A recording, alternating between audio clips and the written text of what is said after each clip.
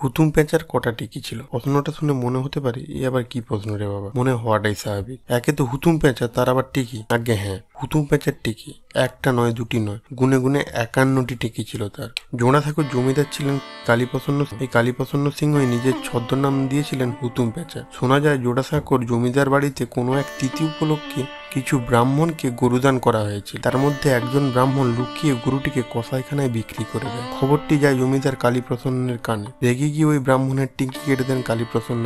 ব্রাহ্মণদের মধ্যে অব্রাহ্মণ সুলভ আচরণ দেখলেই তাদেরকে তর্কে আমন্ত্রণ জানাতেন জমিদার কালীপ্রসন্ন সিংহ। তর্কে হারিয়ে মোটা টাকার পরিবর্তে তাদের টিকি কিনে নিতেন। এক এক করে 51 জন ব্রাহ্মণ তার সঙ্গে তর্কে পরাজিত হয়ে টিকি খোয়াতে বাধ্য হয়। বলা হয় সেই টিকিগুলি কালীপ্রসন্ন নিজের সংগ্রহে আলমারিতে রেখে দিয়েছিলেন। প্রতিটি টিকির নিচে সেই ব্রাহ্মণের নাম এবং তার ভণ্ডামির যাবতীয় তথ্য দিয়ে রাখা ছিল। তার এই অদ্ভুত কীর্তির জন্য তাকে টিকি কাটা জমিদারও বলা হতো মজা করে।